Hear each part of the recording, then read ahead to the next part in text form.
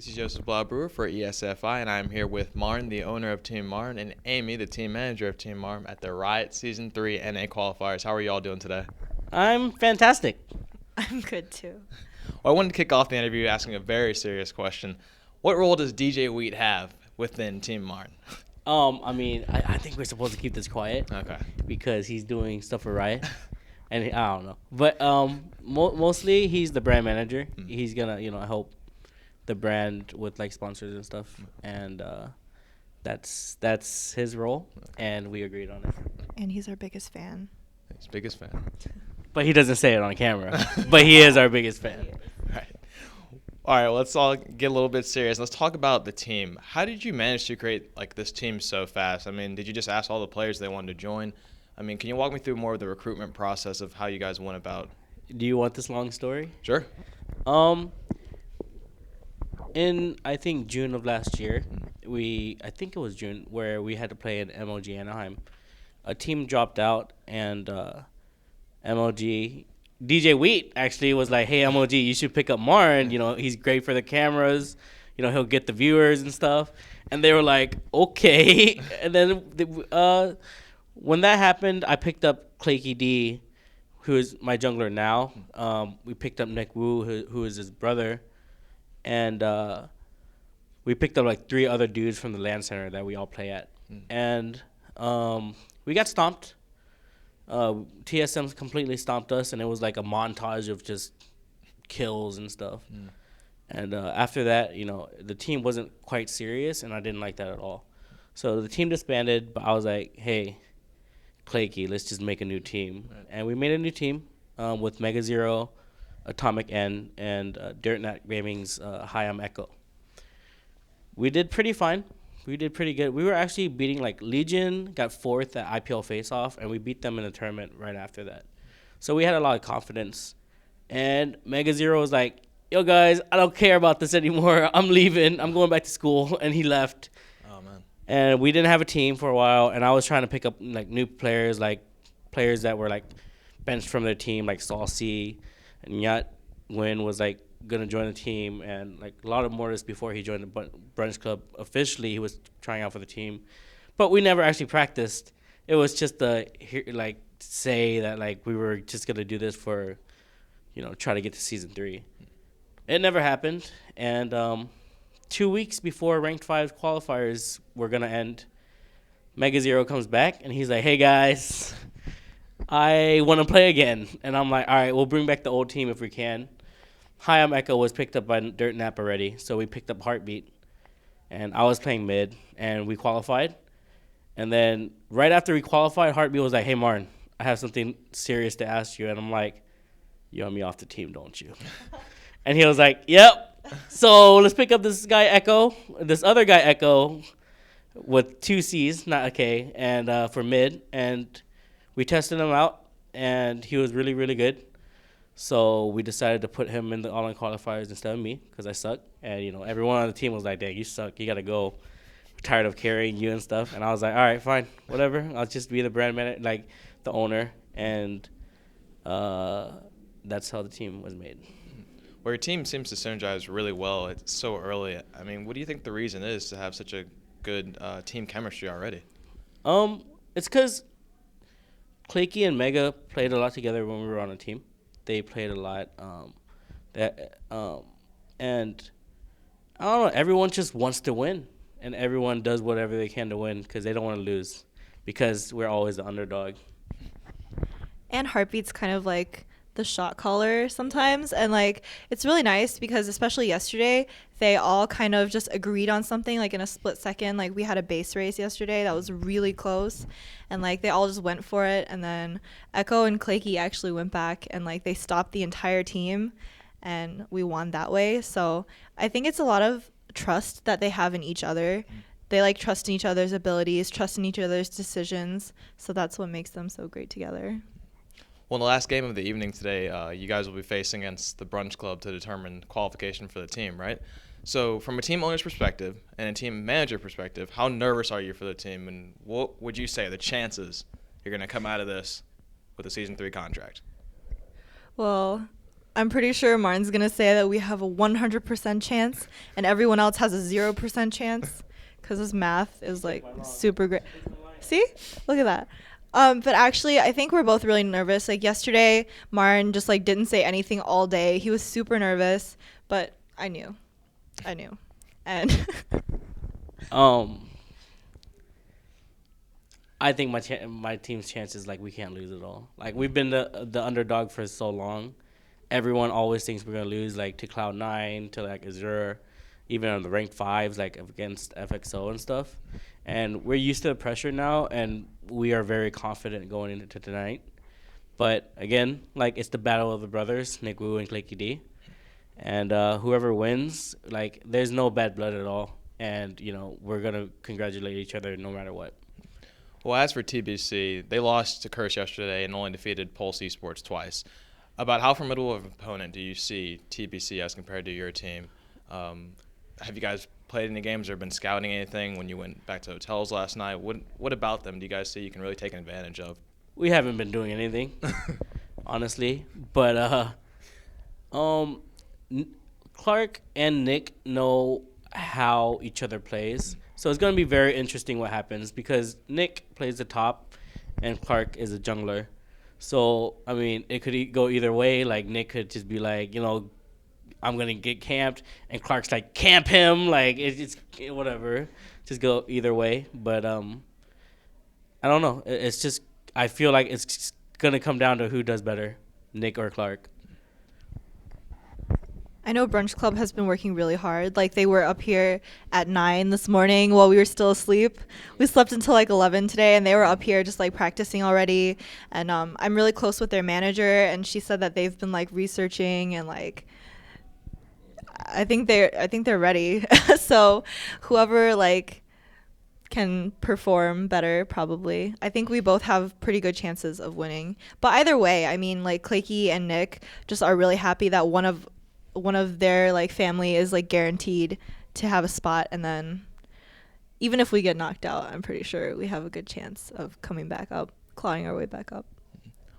What do you both think will happen with Team Marn if you do qualify this weekend?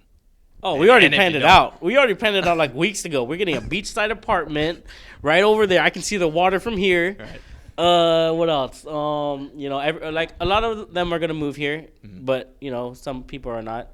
But we're gonna be partying every day. We're gonna get a dog.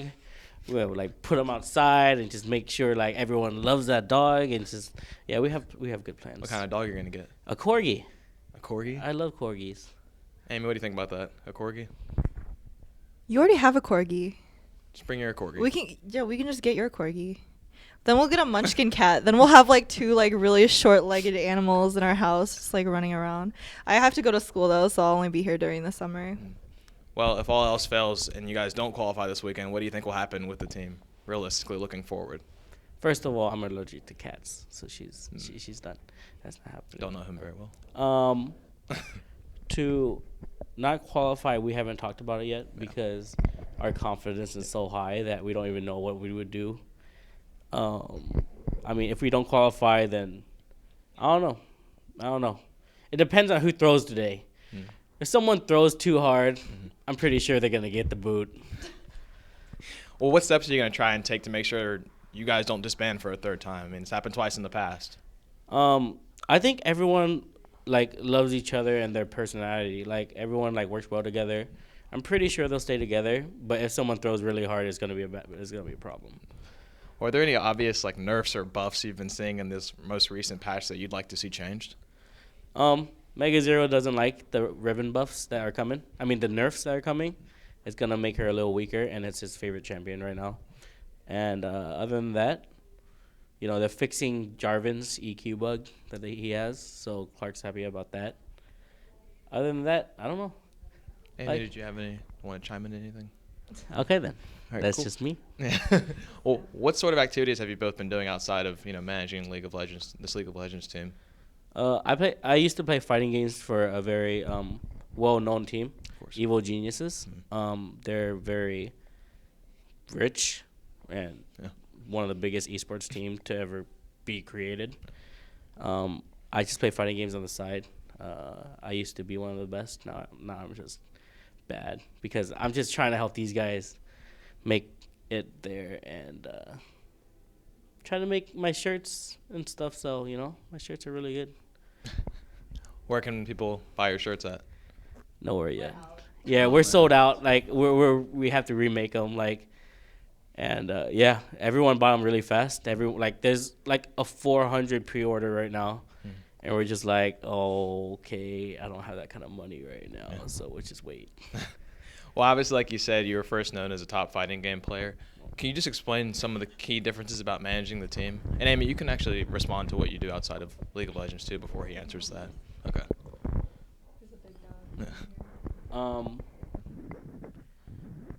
Like the difference between like fighting games and League of Legends. Yeah, or just what you see in the scene in general. I mean, the community managing it. You've managed a team before. You've been played in FGC before. I've kind of had a bad reputation in the fighting game community. And coming to the League of Legends community, I expected it to come over with me. But, like, being here, like, apparently everyone loves me somehow. And I'm just like, oh, I'm the best. Like, she doesn't agree. That's why she's getting fired, too. But it's okay. Oh, man. But I think, I don't know. It's a lot more civil here. The fighting game community, there's a lot more trash talk, and it's like you have to have thick skin to like stay in the fighting game community. Like I'm not like ragging on them, but that's just how the community is. And they're getting bigger and bigger like every year. And one day I hope for that community to like be where League of Legends is at, because it's a big scene and like everyone watches League of Legends, everyone plays League of Legends, and I really wanted it to happen. And Amy, if we could just ask you that previous question, what have you been doing outside of managing this League of Legends team? Well, unlike this cool kid over here, I have never been pro in anything like previously. I managed old Team Dynamic, which is now GGU. And I go to school full time. I'm taking like 18, 19 credits. So I'm obviously not moving out here if we make it right away, at least. I might come during the summer if he doesn't actually fire me, but I doubt that. But yeah. Well, Marn, how do you feel about FGC getting more into League of Legends? I mean, what does it mean for you to have some of the support from some of the members of the fighting game community? I mean, like, my best friend, Justin Wong, like, he watches, like, all the time. And he doesn't know how to play the game. He gets his, like, girlfriend to, like, level his account for him. And, like, he doesn't play the game, but he understands the game. And he's always rooting for me and stuff. And a lot of fighting game community, like, they root for me. But also a lot of them are like, what's he doing there? And I'm just like, dude, I'm just a manager, dude. I don't play. Don't worry about it. But, I don't know. Fighting game communities, they either hate me or they love me. And most of them hate me. But it's different here. That's why I like it here. Well, what here do you wish was like how it was in FGC? Like trash talk and things like that? And vice versa? I'm trying to bring that into the community. Like, if you see all my interviews, I am trash talking somebody, and I mean, it's the reason why I stayed in the fighting game community for so long, because I learned so much from there, and honestly, I see interviews and all these things with like players here, and it's so like honestly really boring, and I'm like, man, these guys need some like character. Like, I'm gonna help these guys out. I'm just gonna come here and I'm just gonna do what I need to do, and everyone's just gonna love it. And that's the way I feel about it. Well, one of my closing questions, which both of you can answer, overall as team captain, team manager, where are some of the main principles or lessons that you have both learned over the course of managing and being with this team that you can point to from like previous experiences and what you plan on doing in the future? So you mean like what we've taught them, or what we can even like say to like new teams, kind of thing? A little bit of both. I mean, what have you learned from this experience now that you've taken from other experiences, and lessons you guys can learn for the future? A lot of my teammates are, I feel like when they're put under pressure, they're really good because they've come from different scenes. Echo played in StarCraft 2 at the MOG Anaheim where my team got stomped.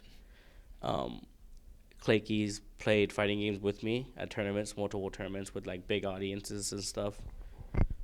MegaZero won Bloodline champions at DreamHack. And everyone has LAN experience, but like the most important thing is like staying cool under pressure. Like yesterday, they were down like 7K gold, like 6-0, and they came back even though like everyone was like, it's over, like the game's over.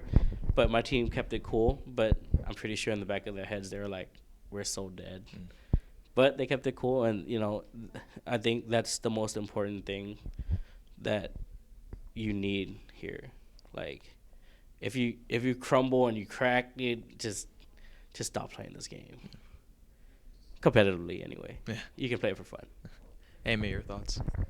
I think it's really important to like admit to your mistakes and be willing to like learn from them.